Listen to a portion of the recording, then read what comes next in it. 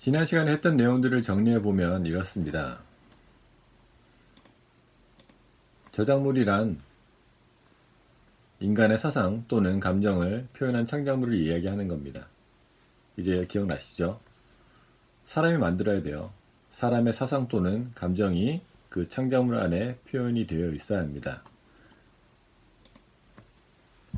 저작물로 인정되기 위해서는요, 가장 기본적인 부분이에요. 독창성이 필요합니다. 독창성은 월등한 예술성이 필요한 건 아니고요. 다른 것과 구별되는 것 정도의 구별성이 있으면 됩니다. 이거 바로 저작물의 독창성, 창작성이라고 이야기합니다. 다른 무엇인가 있어야 되는 거죠. 지난 시간에 말씀드렸듯이 이제는 아마 AI가 만든 창작물들에 대한 인간의 창작성의 도전을 많이 받을 겁니다. 그렇다면은 AI가 만든 창작물에 과연 저작권을 부여할 수가 있는가에 대한 문제점, 논란들이 상당히 많이 이슈가 될 거예요. 지금도 많이 이슈가 되고 있고요.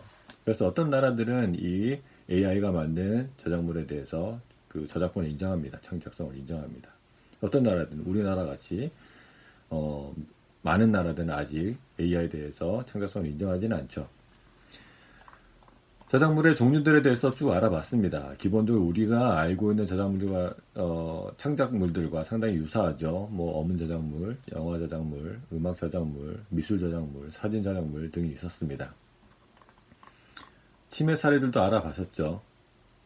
하나, 어머님께라는 곡과 그 다음에 투팍의 Life Goes On 상당히 비슷한 곡이었어요. 하지만 아마 어머님께라는 곡이 Life Goes On보다 더 나중에 나왔죠. Life Goes On을 들을 기회가 있었을 겁니다.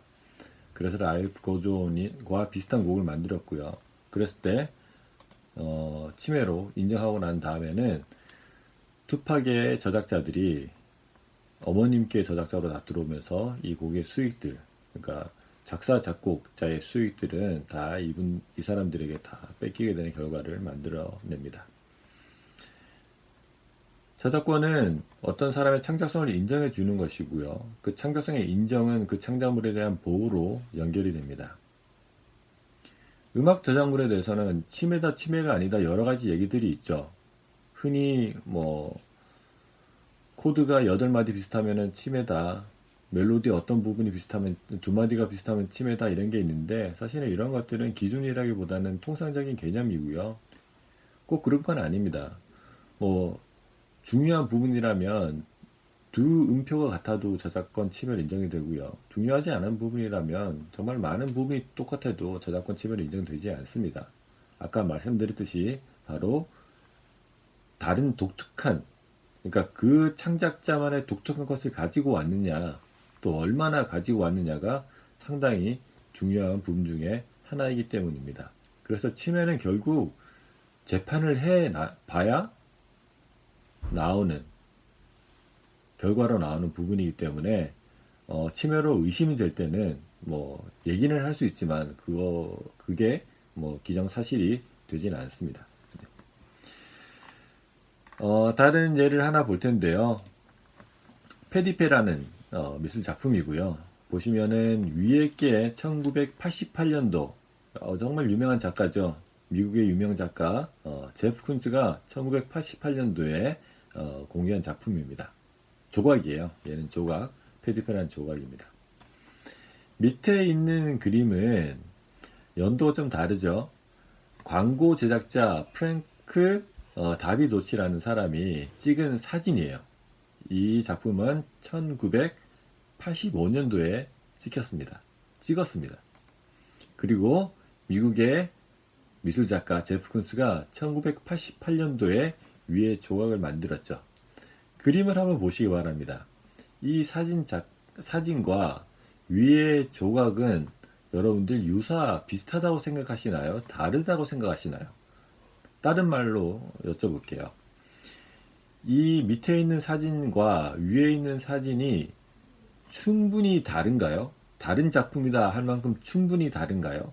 아니면 밑에 있는 사진과 위에 있는 조각이 충분히 비슷하다, 같은 작품이라고 볼 만큼 충분히 비슷하다고 생각하시나요? 네, 그래서 재판을 합니다. 나중에 프랑크 다비도치가 1988년도에 이 작품을 만들 때는 자기 거를 뺏겼는지 전혀 몰랐어요. 모르는 상태에서 쭉 지내다가요. 2000년도에 들어서 나중에 이 제프 쿤즈의 작품을 알게 됩니다. 그리고 이제 화가 났죠. 소송을 걸었어요. 소송을 걸어가지고요. 나중에 재판을 합니다. 재판정에서는 제프 쿤스가 프랑크 다비도치의 작품을 침해했다. 저작권을 침해했다고 판명하고요. 벌금으로 약 17만 달러, 그러니까 우리나라 돈 한 2억 정도에 대한 벌금을 먹입니다. 그래서 프랑크 다비도치가 그만큼 이제 보상을 받게 된 거죠. 그런데 제프 쿤스가 과연 손해보는 장사를 했느냐, 그건 또 잘 모르겠습니다. 왜냐하면 이 작품은 제프 쿤스의 1988년도 페디페란 작품은 프라다에 이미 400만 달러에 팔렸습니다. 침해를 했지만 그죠? 수익은 충분히 다 가져간 것 같아요. 이건 뭔가 좀 이상하다라는 아마 생각이 드실 겁니다. 네. 저작권 침해로 판결했던 부분이에요. 다음 그림을 한번 더 보실 거예요. 네. 비슷하게 생겼죠? 왼쪽에 있는 두 개, 그러니까 뭐 뉴욕이라고 적혀 있는 왼쪽에 있는 두 개의 가방, 손지갑이고요. 하나는 또 이렇게 들고 다닐 수 있는 그런 에코백 같은 거예요. 미국에 있는 가면은 상점들이 있죠. 그 기념품 파는 상점들에서 파는 물건이고요. 오른쪽에 있는 그림은 상당히 가방은 상당히 비슷하죠. 왼쪽에 있는 것과 얘랑 비슷하고요. 그다음 밑에 있는 손지갑 서로 비슷해요. 오른쪽에 있는 두 가방은요, 발렌시아가에서 만든 가방입니다. 그래서 왼쪽에 있는 이 가방 회사에서 이제 발렌시아가의 가방을 보고 우리의 가방을 표절했다라고 주장을 하고요. 재판을 이제 진행을 하려고 했었죠. 네. 여러분 보시기에 어떠신가요? 같은 가방이다 라고 생각하기에 충분히 비슷한가요? 아니면 다른 가방이라 라고 생각하기에 충분히 다른가요? 이 부분이 바로 저작권 침해의 중요한 부분 중에 하나고요. 또 뭐가 더 먼저 나왔느냐, 또 상당히 중요한 부분 중 하나입니다. 그죠? 이미 나와 있는 것을 보고 뺏겨서 다른 걸 만들 수가 있는 거죠. 얘가 먼저 나왔어요. 얘가 그 다음에 나왔어요. 가방 자체의 그 모양들, 그러니까 여기에 뭐 가죽 끈으로 했던 중간에 있는 부분을 다 빼고요. 그냥 이 도안, 그러니까 이 그림에 대한 부분이 충분히 비슷한가에 대한 부분이에요. 마음은 상당히 비슷하다고 얘기를 하고 싶으실 거예요. 그런데 자세히 보면요. 이 배경에 있는 건물들, 위치와 모양들이 다 달라요. 이러면 같다라고 얘기하기가 충분히 같다.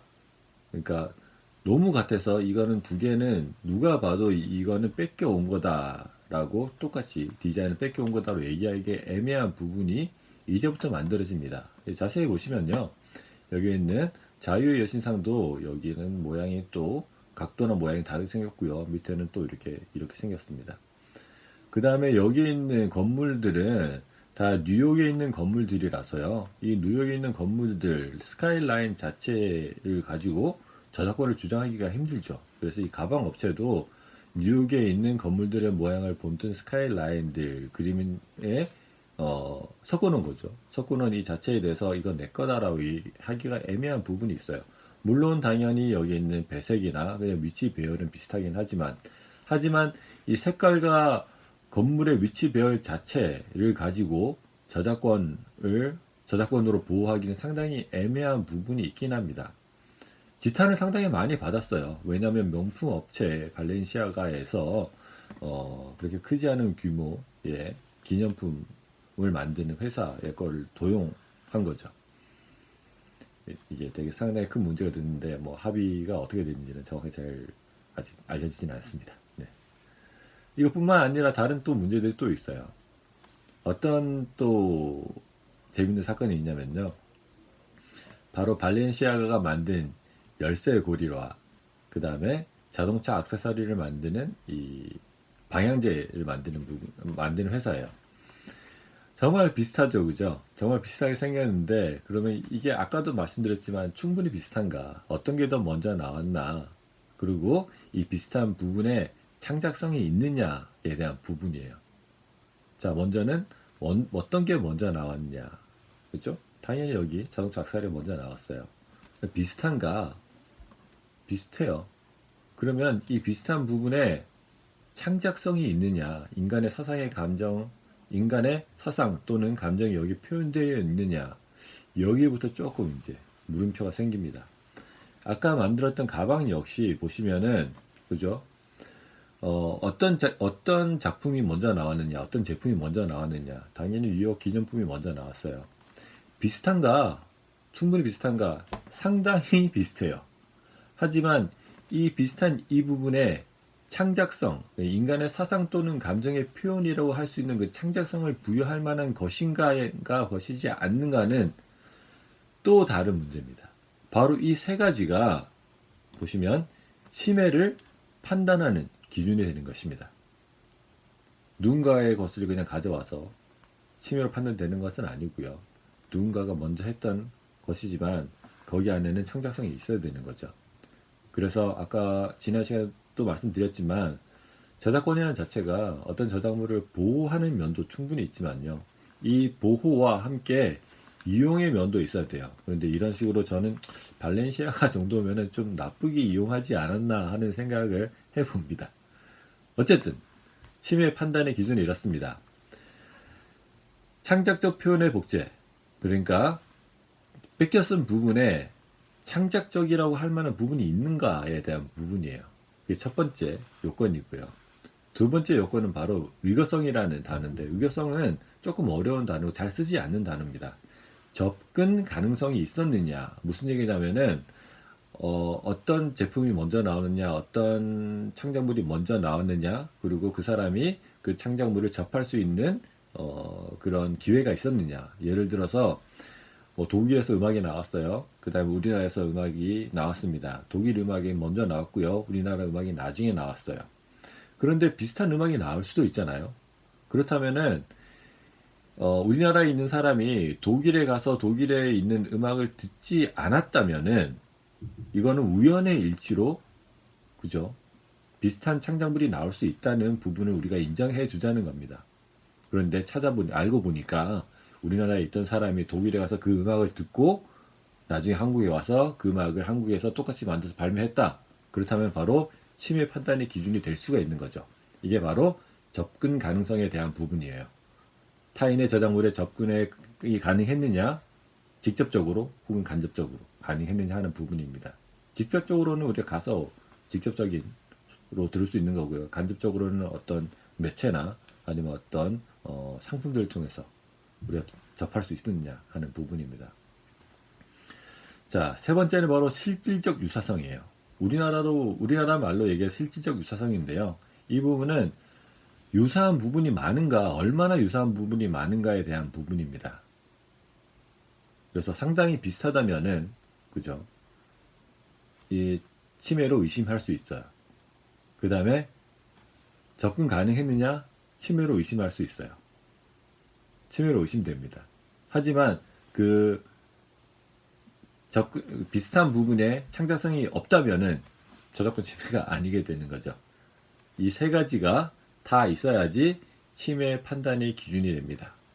그래서 우리 심정으로는 이게 저작권 침해로 생각되지만 아까 발렌시아가처럼 실제로 따지고 보면은 그 부분이 애매해지는 부분들이 항상 있다는 것을 생각하시면 됩니다. 그렇다면은 이 저작권 안에는 어떤 권리들이 있는 건지에 대해서 한번 알아보도록 하겠습니다. 자, 저작권의 분류라는 부분이고요. 이제부터 조금 이제 복잡해지니까 그래도 집중을 하셔가지고 같이 들으시면 좋을 것 같아요. 자, 저작권 안에는 저작 인격권과 저작 재산권이 있습니다. 그죠? 우리 사람에게도 인격이 있는 거죠. 사람이 일을 하면 돈을 벌 수가 있어요. 이런 거랑 비슷하다 생각하시면 됩니다. 그래서 저작권이라는 건 저작 인격권과 저작 재산권으로 구성되어 있습니다. 그럼 저작 인격권이 무엇인지, 그리고 저작 재산권이 무엇인지 조금 더 알아보도록 하겠습니다. 자, 저작 인격권은요, 바로 사상 또는 감정이 창작물에 포함이 되어 있기 때문에, 그렇죠? 나의 생각 또는 나의 사상이 그 창작물에 포함이 되어 있기 때문에 이 저작권자에게 그 인격에 대해서 인정해 주는 겁니다. 당연히 저작권자에게 인정해 주고요. 또 저작 인접권자라고 얘기하는 부분이 조금 새로운 단어가 나왔죠. 저작 인접권자. 저작자는 창작물을 만드는 사람이고요. 저작 인접권자는 창작물을 만들지는 않지만 그 창작물을 이용해서 다른 뭔가를 하는 사람들이 이야기합니다. 예를 들어서 음악은 음악 작곡가들이 만들어요. 그죠? 그런데 실제 연주는 작곡가들이 하는 경우도 있지만 실제 연주는 연주자들이 합니다. 연주자들은 일반적으로 음악을 만드는 사람으로는 인식이 안 돼 있죠. 클래식을 보시면 상당히 이해하기 편합니다. 클래식에서는 작곡가들이 곡을 다 만들어요. 만들어진 곡을 연주자들이 그 악보를 보고 연주를 합니다. 그 연주자들은 악보를 보고 연주하는 사람이지만 그 음악을 만든 사람이 아니게 되는 겁니다.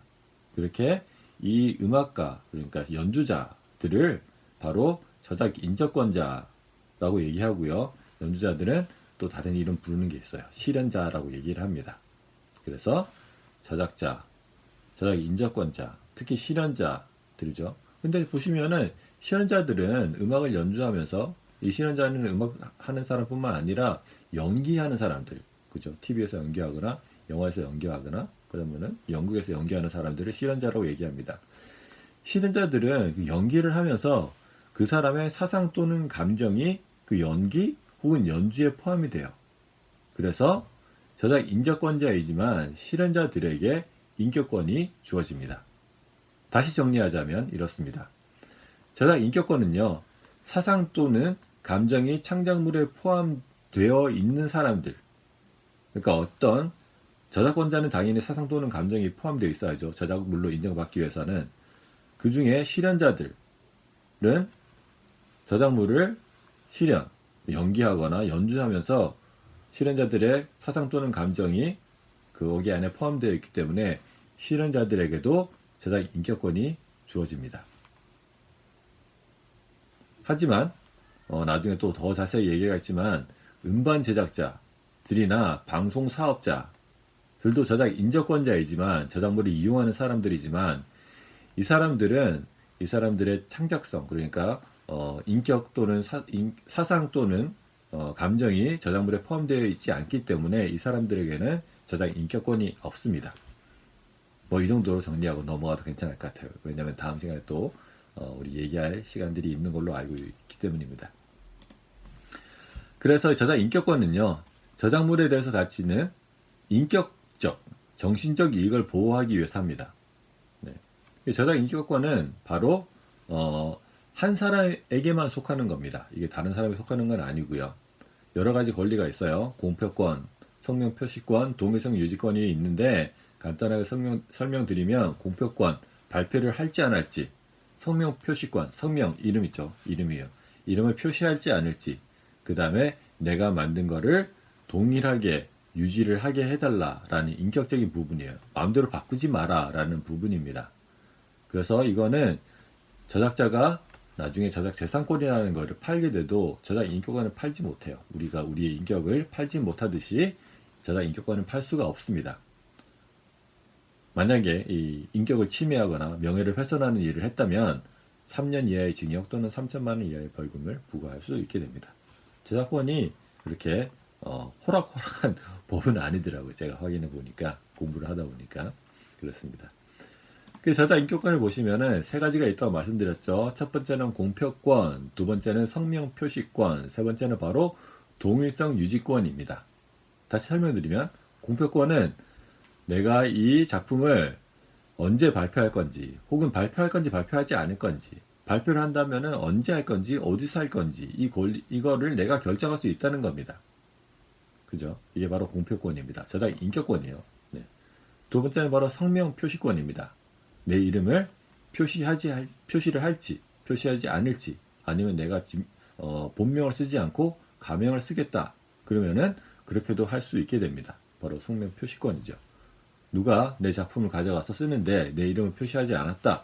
그러면은 어때요? 나의 저작권 중에 저작 인격권이 성명 표시권을 침해한 것이 됩니다. 그러면은 이 성명 표시권은요, 생각보다 강합니다. 만약에 영화에 제 음악을 갖다 썼어요. 근데 제 이름이 그 나중에 크레딧에 없어요. 그러면 제가 법원에 요청을 할 수 있습니다. 영화 상영 금지를 해달라는 가처분 신청을 할 수가 있어요.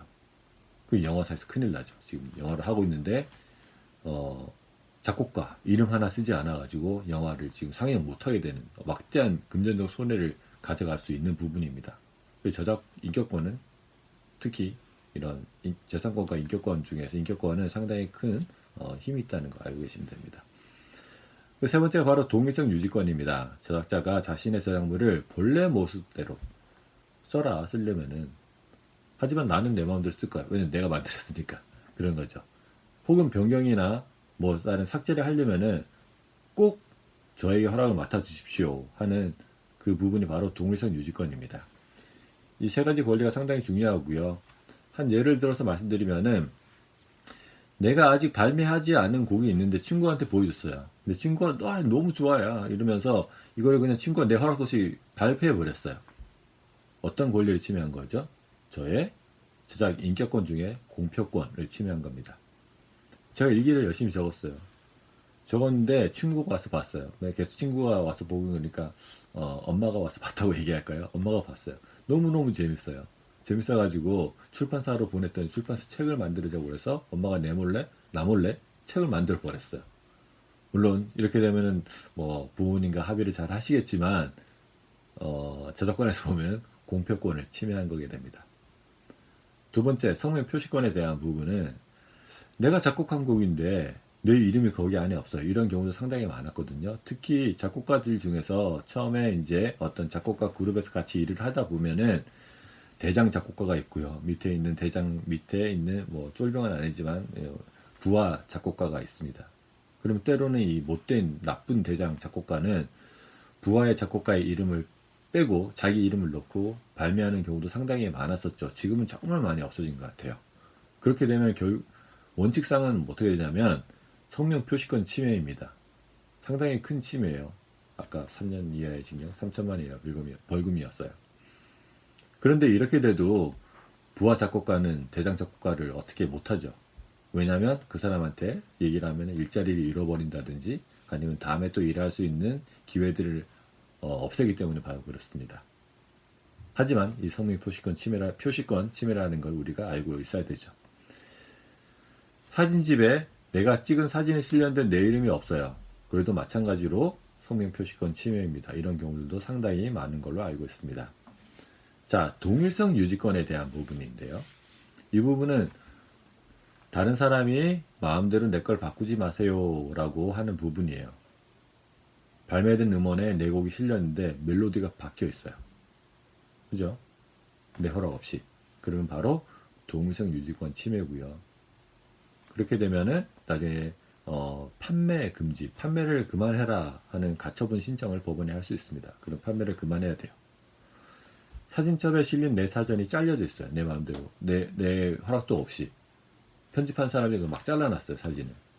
디지털이나 아니면 아날로그로도 잘라도 상관없습니다. 이렇게 되면 바로 동일성 유지권을 침해한 것이 됩니다. 네. 이게 바로 말씀드렸던 저작 인격권에 대한 부분이에요. 재산권이랑 상관없고요. 바로 나의 인격과 바로 연결된 부분이기 때문에 그렇습니다. 자, 지금 했던 부분은 바로 인격권에 대한 부분 세 가지였어요. 근데 이 인격권은 죄송하게도 그렇게 복잡한 부분은 아니고 세 가지밖에 없잖아요. 그렇죠? 복잡한 부분은 아니고요. 실제 복잡한 부분은 이 저작 재산권이에요. 재산이잖아요. 돈이랑 연결됐으니까 좀 더 복잡한 게 어떻게 보면은 맞는 것 같기도 하고 또 아닌 것 같기도 하고 그러네요.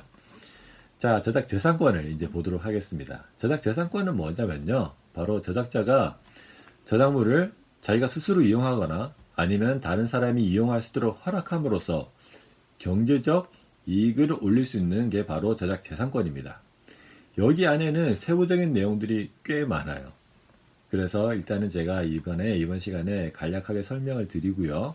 우리가 아마 나중에 또 만나서 또 같이 이런 이야기를 할 기회가 있는 걸로 알고 있습니다. 그럼 그때 더 자세하게 이야기하도록 하겠습니다. 자, 얘기해 보도록 할게요. 아마 단어들이 그렇게 어렵지 않기 때문에 물론 어려운 단어도 있긴 하지만 이해하는데 그렇게 어려움은 없을 겁니다. 재산권 안에는 어떤 권리들이 있냐면요. 바로 복제권, 복제 할 수 있느냐 할 수 없느냐, 공연권. 공연은 우리가 생각하는 일반적인 공연과 조금 다르긴 합니다. 하지만 공연권, 공중송신권. 이름 자체는 조금 이상하지만 생각해보면 괜찮아요. 공중송신.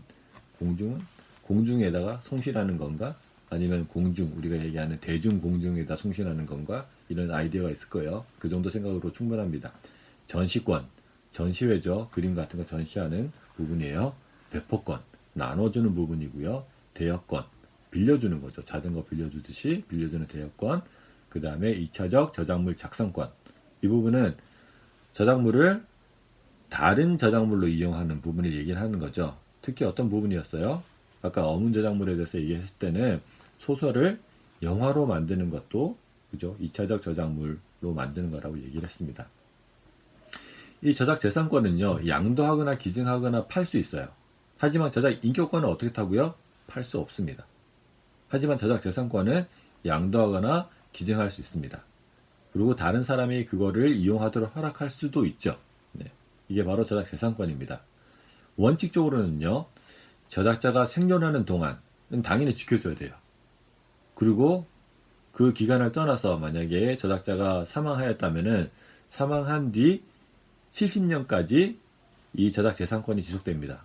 그러면 누가 이 혜택을 받느냐? 바로 상속한 사람에게 혜택이 가겠죠. 뭐 가족에게 상속했다면은 그 사람들이 저작 재산권을 행사할 수 있는 사람들이 되는 거고요. 아니면 회사에다가 팔았다면은 그 회사가 이 저작자의 저작 재산권을 행사할 수 있게 되는 겁니다. 그렇죠? 팔 수 있는 거 저작 재산권, 팔 수 없는 거 저작 인격권. 저작 인격권 안에는 세 가지가 있다는 거까지 우리가 알고 있으면 될 것 같습니다. 자, 아까 잠깐 말씀드렸는데요. 여기 보면은 복제권, 공연권, 공중송신권, 전시권, 배포권, 대여권, 2차적 저작물 작성권에 대한 부분인데요. 이거를 제가 차트로 한번 잠깐 봐도 그렇게 나쁘지는 않을 것 같아요. 조금 복잡한 차트가 있긴 합니다. 네. 저작권의 분류에 대한 부분인데요. 저작권이죠. 저작권을 다시 말씀드리면은 인간의 사상 또는 감정을 표현한 창작물을 바로 저작물이라고 얘기를 합니다. 그리고 이 저작물의 권리가 바로 저작권이죠. 저작권은 바로 저작자에게 있는 겁니다. 저작 인재권자는 뭐였냐면 아까 잠깐 설명을 드렸어요. 저작물을 저작물을 직접 창작한 건 아니지만 저작물을 이용해서 공중에 나타나는 그런 매개자 역할을 하는 거죠. 아까 말씀드렸듯이 영화에서 연기하는 사람들 또 실현자, 저작 인재권자예요. 직접 영화를 만드는 사람은 아니지만 영화에 있는 이야기들, 대사들을 연기하는 사람들입니다. 음악 연주자들 마찬가지고요. 그러니까 클래식 같은 경우를 보면은 아까 말씀드렸듯이 악보를 적는 사람, 그러니까 작곡가는 아니지만 작곡가가 만든 악보를 연주하는 사람인 거죠. 이용하는 사람이에요. 바로 옆에 있는 사람이라고 해서 저작 인재권자예요. 영어로는 neighboring right이라고 얘기합니다. 저작권은 copyright이라고 얘기하고요. 그 저작 인재권은 neighboring right이라고 얘기합니다. 저작 인재권 안에는 세 가지 권리자들이 있는데요. 첫 번째, 지금까지 제가 말씀드렸던 실현자. 두 번째, 음반 제작자. 음반 제작자는 음반을 만들려고 하면은 누군가는 기획을 해야 되고요. 누군가는 재정을 투자를 해야 됩니다. 그래서 거기에 대한 인정을 해주는 것이 바로 음반 제작자의 저작 인재권입니다. 방송 사업자 역시 방송 사업을 하기 위해서는 상당히 대규모의 재정이 투자되어야 되죠. 그래서 이 사람들의 금전적인 이익을 보장하기 위해서 방송 사업자에게도 애들에게도 저작 인재권이 부여됩니다. 저작권, 저작 인재권, 저작 인재권 안에는 실현자, 음반 제작자, 방송 사업자 있다는 것만 아셔도 충분히 지금 상당히 많이 아셨고요. 그 다음 여기 안에 보시면은 저작권은 이걸 통틀어서 저작권을 얘기를 하고요. 저작권 안에는 저작 인격권과 재산권이 있다고 말씀드렸어요. 그죠? 그 다음에 저작 인격권 안에는 공표권, 성명 표시권, 그 다음에 동성 유지권이 있다는 걸 말씀드렸습니다. 재산권 안에는 이렇게 여러 가지 복제권, 공연권, 공중송신권, 전시권, 배포권, 대여권, 2차적 저작물 작성권이 있다고 말씀드렸어요. 여기 이제 저작 인정권자 안에는 인정권은 세 가지로 나눠진다고 말씀드렸어요. 실현자, 음반 제작자, 방송 사업자로 나눠지고요. 각각의 저작 인정권자들에게는 또 약간은 다른 권리들이 부여됩니다. 그리고 세부적인 부분들은 우리가 나중에 다시 한번 이야기하도록 하겠습니다. 그때는 또 다른 예들을 들면서 조금 더 재밌게 이야기했으면 좋겠네요. 그럼 수고 많이 하셨고요. 우리는 다음 시간에 다시 만나도록 하겠습니다. 감사합니다. 수고하셨습니다.